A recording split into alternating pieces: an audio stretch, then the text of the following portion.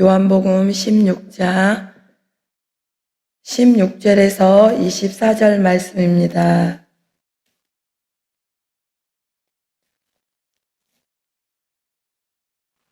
네, 제가 봉독해 드리겠습니다.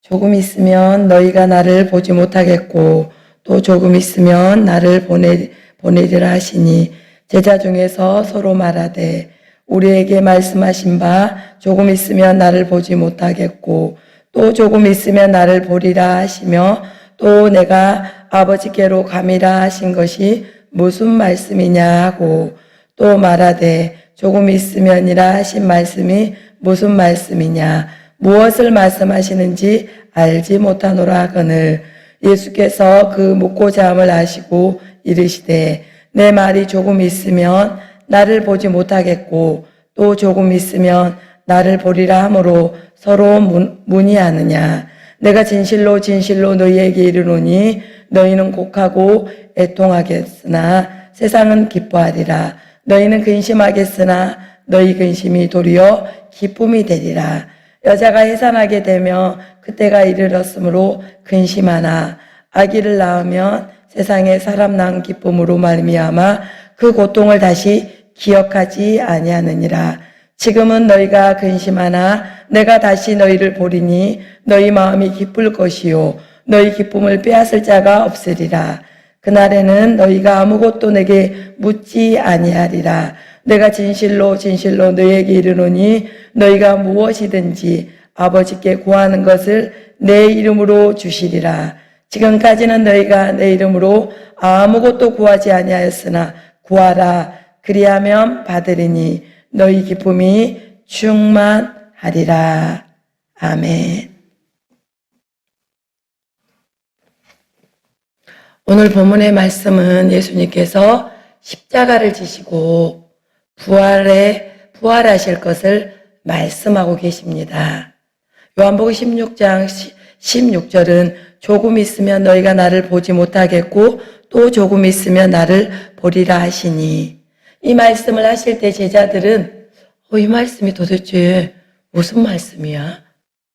조금 있으면 보지 못하고 또 조금 있으면 볼 수 있다는 이 말씀은 예수님이 십자가를 지시고 죽으시잖아요. 그래서 예수님을 이제 볼 수가 없는 거예요. 돌아가시기 때문에. 무덤에 이제 죽으신 다음에 무덤에 들어가셨잖아요. 그런데 다시 예수님은 3일 만에 부활하셨기 때문에 제자들이 다시 부활하신 주님을 만나게 된다는 말씀입니다. 20절에 또 이런 말씀을 하셔요. 내가 진실로 진실로 너희에게 이르노니 너희는 곡하고 애통하겠으나 예수님이 돌아가시자 제자들은 근심하고 애통하고 슬퍼하고 염려하고 두려워하고 그런데 그것도 잠깐이었다는 거예요. 세상은 기뻐하리라. 왜? 예수님이 다시 3일 만에 살아나시고 부활하셨기 때문에 세상 사람들은 기뻐하고 제자들도 부활하신 주님을 만나고 나서는 정말 세상이 주는 그 어떤 평안보다 너희에게 평안이 있을지어다. 평안이 왔었고 기쁨이 왔었잖아요. 너희는 근심하겠으나 예수님이 돌아가셨기 때문에 제자들은 근심하고 애통했어요. 근심하겠으나 너희의 근심이 도리어 기쁨이 되리라. 내가 다시 부활하기 때문에 예수님이 부활하시기 때문에 다시 제자들에게는 평안이 오고 기쁨이 왔습니다. 예수님이 다시 예화를 말씀하셨어요. 여인이 아이를 해산하기 전에는 그 고통이 온다는 거예요. 정말 근심이 오고 옛날에 부모님들은 정말 그 산부인과가 없었기 때문에 집에서 낳잖아요. 산파가 아기 낳는 혼자 낳는 사람도 있었고 제가 말씀드렸잖아요. 내 친구 엄마는 면회 가다가 아기가 태어나서 면숙이라고 지었다고. 예, 그냥 길에서 나신 거예요. 진짜 신발을 벗고 집에 방에 들어가면서 그랬대요. 내가 이 신발을 다시 신을 수 있을까? 때로는 아이가 정말 거꾸로 있는 아이가 있었어요. 우리는 지금은 거꾸로 있는 아이는 수술해야 되겠습니다. 수술하지 않으면 엄마도 죽고 아이도 죽을 수 있습니다. 그런데 옛날에는 뭐 거꾸로 있는지도 모르잖아요. 산부인과 가서 초음파를 보지 못하기 때문에 정말 아이를 낳다가 엄마가 죽은 경우가 있잖아요. 그런데 예수님이 그 해산에 아이를 낳기 전에는 정말 저도 아이를 셋 낳았지만 첫째 낳을 때 권사님들이 하늘이 노래져야 납니다. 그런데 그렇게 겁을 줘도 낳지 않았기 때문에 잘 모르겠더라고요. 진짜. 그런데 정말 아이를 이렇게 낳다가 진짜 죽는 거 아니야 이럴 때 진짜 아이가 태어나더라고요. 그런데 둘째 낳을 때는 겁이 나더라고요. 막 겁이 나요, 막. 근데 목사님은 첫째도 막 한 40분 만에 태어났거든요.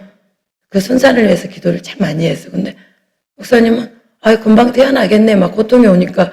그러고 막 목사님은 이제 친구 목사님이 갑자기 그 교통사고로 돌아가셔서 이제 은범이랑 거기 이제 문상 갔기 때문에 제가 이제 혼자 진짜 아이가 태어났어. 이제 저 아기가 곧바로 태어나고 이제 태어난 거 보고 이제 병원 가셨어요.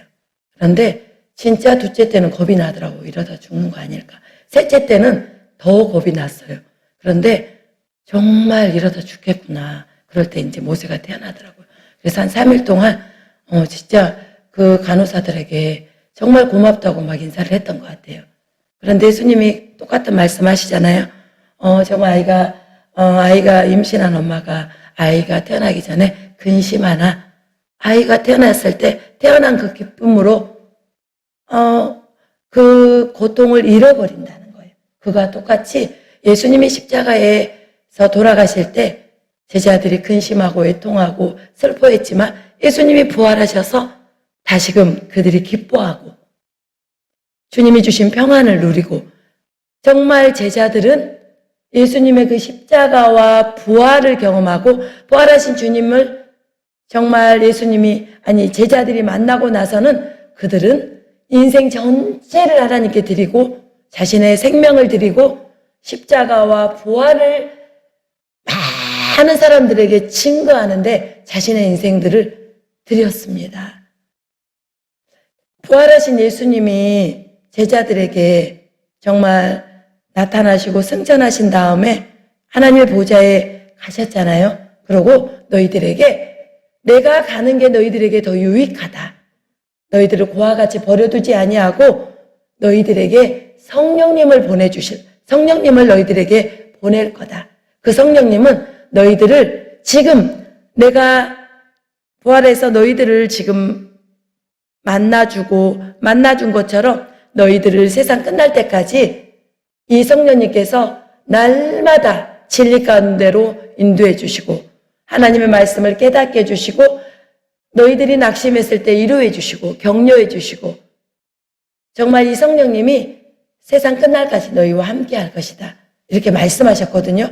그래서 성령님께서 오늘도 우리의 눈으로 보이지 않지만 말씀 시간에 하나님의 말씀을 깨닫게 하시고요.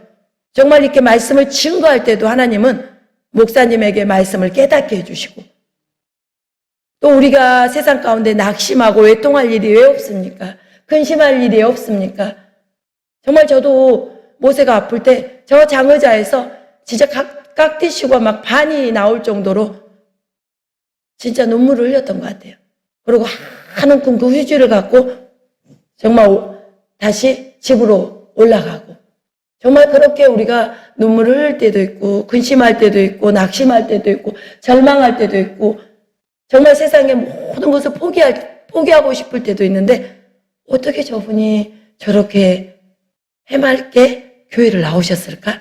성령 하나님께서 부활하신 예수님이 제자들을 만나주신 것처럼 성령님께서 우리를 만나주시고 위로해 주시고 격려해 주시고 일으켜 세워주시기 때문에 다시금 우리가 오뚜기처럼 일어나서 하나님의 자녀로 살아가고 예수를 믿게 되고 정말 우리가 복음을 증거하게 되고 예수님을 잘 믿기만 해도요 전도가 돼요. 저는 제가 누가 전도해서 교회 가지 않았어요. 제가 몸이 아파서 이건 암이나 봐 이러다 죽을 것 같아가지고 예수 믿으면 병도 고침받는다는 소식을 듣고 같이 학교를 다닌 후배가 영등포에 있는 시온성교회를 열심히 다니더라고요. 열심히 월십도 하고 율동도 하고. 그 친구가 전도하지 않았어요. 그 후배에게 가서 교회를 열심히 다니는 걸 내가 눈으로 본 거잖아요. 너네 교회에 나 가고 싶은데 따라가면 안 되니? 언니 우리 교회 와. 좋아. 같이 다니자. 그렇습니다. 예수님을 믿다가 10년씩 쉬는 사람들도 있더라고요. 그런데 정말 이 새벽 기도를 이렇게 끊임없이 기도하시고 정말 주일 예배 한 번도 어기지 않고 이렇게 예배를 잘 드리기만 해도요, 여러분을 통해서 저와 똑같이 고난을 만난 사람이 권사님네 교회 어디예요? 저도 그 교회 따라가고 싶어요. 이런 일이 생긴다니까요. 너무 놀라워요. 그런데 어떻게 그분이 한 번도 주일 예배를 어기지 않고 그렇게 드릴 수 있어요? 부활하신 주님이 그 권사님과 함께 동행하시고 성령 하나님께서 그 권사님과 동행하셔서 어떤 어려운 가운데서도 위로해 주시고 끌어주시고 밀어주시기 때문에 그 권사님이 어려운 가운데서도 오뚜기처럼 일어나서 주님을 잘 믿고 있는 것입니다. 예수님의 그 십자가와 부활이 있는 것처럼 제자들에게도 예수님이 돌아가실 때 정말 통곡하며 울고 그렇게 사랑한 예수님을 베드로는 저주하며 예수님을 부인하고 떠나기도 했잖아요. 너무나 자기들도 예수님처럼 죽지는 않을까 싶어서 겁이 났기 때문에 그렇습니다. 그런데 그런 고통이 제자들에게도 왔었잖아요. 그런 것처럼 우리에게도 동일하게 고난이 있습니다. 그런데 고난 뒤에는 반드시 축복이 있다는 것을 여러분 아시고 고난 가운데 정말 기대하면서 어떤 좋은 일을 주시려고 나에게 이런 고난을 주시나, 고난을 통해서 하나님은 우리를 연단하십니다. 우리의 믿음을 달아보신다고 그러죠. 너 믿음이 있는지 없는지 저울에 달아보신다고 하잖아요. 고난을 통해서 하나님은 우리의 믿음을 키워가십니다. 성장시켜 가십니다. 훈련해 가십니다. 그리고 그 믿음이 준비되면 그 다음 단계에 축복을 주셔서 그 다음 단계 하나님의 도구로 사용하십니다. 하나님의 도구로. 그래서 여러분 고난 가운데 다른 게 없습니다. 그 고난은 내 힘으로 절대 이길 수 없습니다. 무조건 고난은 엎드리셔야 돼요. 기도가 되든 안 되든 고난 가운데는 그래, 내가 이 고난을 이길 수 있는 것은 기도하는 것밖에 없지.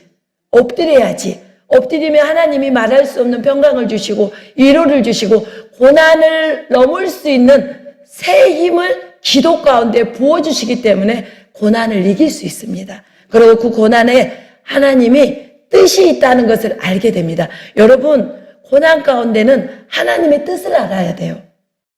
왜 이 고난을 주시는 거야? 고난 가운데 뜻을 알지 못하고 고난 가운데 기도하지 않으면 고난이 도리어 나에게 상처가 되고 나에게 가시와 엉겅퀴가 되어서 고난 가운데 더 사나운 사람이 되어버리고 고난 가운데 더 고집스러운 사람이 되어버리고, 그러나 성경의 모든 사람은요, 죽음을 지나가는 그 고난을 경험하게 하십니다. 그런데 그들은 그 고난 가운데 절박하게 기도했고 그들은 그 고난 가운데 필사적으로 기도함으로 말미암아 고난 가운데 성령님께서 그 불시험을 이길 수 있는 능력을 부어주셔서 그들은 고난 가운데 하나님의 뜻을 알았고 고난 가운데 하나님이 기도를 통해서 부어주신 힘으로 고난을 통과하고 하나님께 위대하게 다 쓰임받을 수 있었습니다. 여러분 고난 가운데 있습니까? 하나님이 여러분에게 주실 복이 있습니다. 기대하십시오. 복을 주신 다음에는 그 복을 나눠주는 자로 하나님이 여러분을 귀하게 사용하실 것입니다. 기도하겠습니다. 하나님 그렇습니다.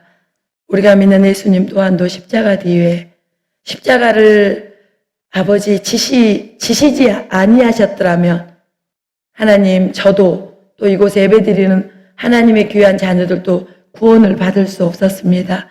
수많은 인류의 모든 사람들은 하나님 아버지 예수님의 십자가의 그 지옥 같은 그 고통을 예수님이 친히 담당하셨기 때문에 우리가 구원받았습니다. 우리를 얻으셨습니다. 주님이 그 십자가의 해산의 고통을 통해서 우리를 주님이 얻으셨습니다. 참으로 주님 그렇습니다. 우리의 인생도 고난이 있습니다. 그러나 그 고난 뒤에 축복이 있습니다. 그 축복을 나눠주는 자로 우리를 사용해 주실 것을 확신합니다. 모든 기도 예수님의 이름으로 기도드렸습니다. 아멘.